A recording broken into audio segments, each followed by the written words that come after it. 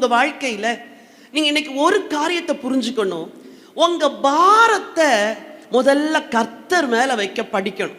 என்ன பிரச்சனையா இருந்தாலும் சரி, வேலையில பிரச்சனையா இருந்தாலும் சரி, சரீரத்துல பிரச்சனையா இருந்தாலும் சரி, ஊழியத்துல பிரச்சனையா இருந்தாலும் சரி, take it to the lord in prayer அப்படின்னு ஒரு பாட்டு பாடுறோம்ல, what a friend we have in Jesus அப்படிங்கிற ஒரு பாட்டுல எல்லாத்தையுமே நீ ஆண்டவர்கிட்ட போய் சொல்லு அப்படின்னு இருக்குது. வேதமும் அதைத்தான் சொல்லுது. எல்லாத்தையும் கர்த்தர்கிட்ட சொல்லுங்க.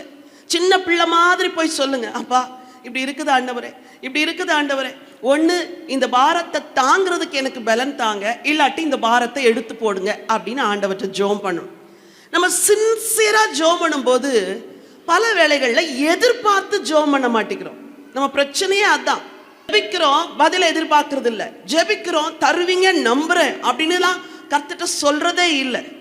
இன்று உங்களுக்கு சொல்லித்தாரேன், உங்க பாரங்களை லகுவாக்க சின்னதா 3 ஆலோசனை உங்களுக்கு சொல்லித்தர விரும்புகிறேன். அதுல ஒண்ணுதான் கர்த்தர் மேல பாரத்தை வச்சிடணும். இன்னைக்கு இங்க வந்திருக்கிற என் அன்பு சகோதரிகளே, உங்க இருதயத்துல என்ன பாரம் இருந்தாலும் அதுக்குன்னு ஒரு குறிப்பிட்ட நேரத்தை எடுத்து கர்த்தர்கிட்ட போய், அப்பா எனக்கு இது கஷ்டமா இருக்குது, என்னால இதை சமாளிக்க முடியல, எனக்கும் என் உயர் அதிகாரி கடையில பிரச்சனை, நான் என்ன சொன்னாலும் அவர் புரிஞ்சுக்க மாட்டேங்கிறாரு, என்னை தப்பாவே பார்க்குறாரு, ஏன்ட்ட தப்பு இருந்தால் என்ன மாற்றுங்க, அவற்றை தப்பு இருந்தால் அவரை மாற்றுங்க அப்படின்னு சொல்லி நம்ம ஜெபிக்கும் பொழுது ஆண்டவர் கிரியை செய்வார். ஏன்னா நீங்கள் சமாதானமாக வாழணும், அதான் ஆண்டவருடைய சித்தம்.